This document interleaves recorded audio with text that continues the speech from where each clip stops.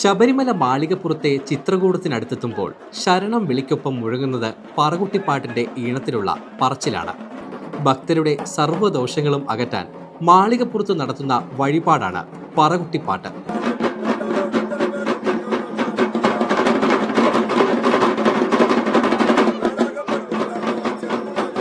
തുകൽവാദ്യ അകമ്പടിയോടെ അയ്യപ്പനെ പാടി പുകഴ്ത്തുന്നതോടെ ഭക്തരുടെ സർവ്വദോഷങ്ങളും മാറിക്കിട്ടും എന്നാണ് വിശ്വാസം.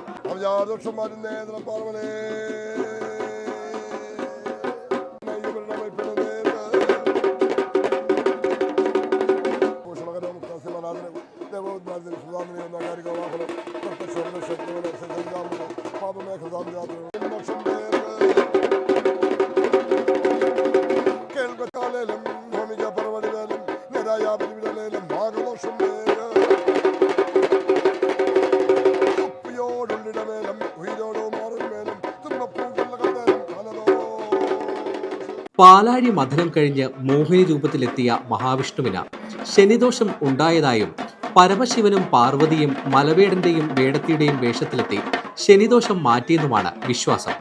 പറകുട്ടിപ്പാട്ട് പാടാനുള്ള അവകാശം പിന്നീട് പരമശിവൻ വേല സമുദായത്തിന് കൈമാറിയെന്നുമാണ് ഐതിഹ്യം.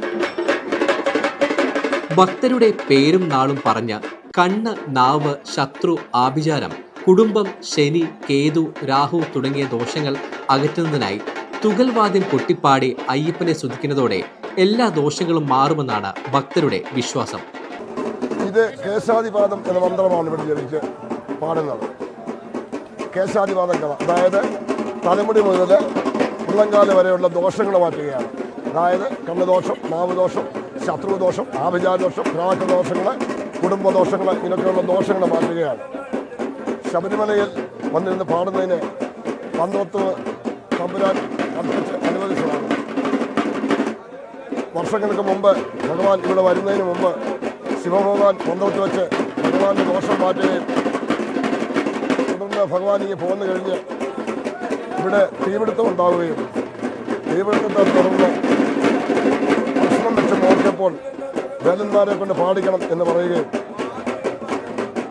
പന്തോത്ത് തമ്പുരാൻ ഒരു കുടുംബത്തെ കൊണ്ടുവന്ന് റാന്നി മാടവൻ എന്ന് പറയുന്ന സ്ഥലത്ത് താമസിപ്പിക്കുകയും തുടർന്ന് ആ കുടുംബത്തിലെ ഞങ്ങൾ ഇവിടെ വന്ന് ഈ പരിപാടി ചെയ്യുകയും ചെയ്തിട്ടുണ്ട്. ഒരിക്കൽ ശബരിമലയിൽ തീപിടിച്ചപ്പോൾ കാരണം മനസ്സിലാക്കാൻ പന്തളം രാജാവ് പ്രശ്നം വെച്ച് നോക്കുകയും ദോഷം മാറാനായി വേടനെ വെച്ച് പാട്ടു പാടിക്കണമെന്ന് കാണുകയും ചെയ്തെന്ന് പറയപ്പെടുന്നു. അതിനുശേഷമാണ് മാളികപ്പുറത്ത് കൊട്ടിപ്പാട്ട് വഴിപാട് ആരംഭിക്കുന്നത്. പത്തനംതിട്ട ജില്ലയിലെ വേലൻ സമുദായത്തിൽപ്പെട്ട 14 പേരാണ് ഇപ്പോൾ പറകൊട്ടിപ്പാട്ട് നടത്തിവരുന്നത്. പാരമ്പര്യമായി ഈ ജോലി ചെയ്തു വരുന്ന ഇവർ ഭക്തരിൽ നിന്നും ദക്ഷിണ മാത്രമാണ് വാങ്ങുന്നത്.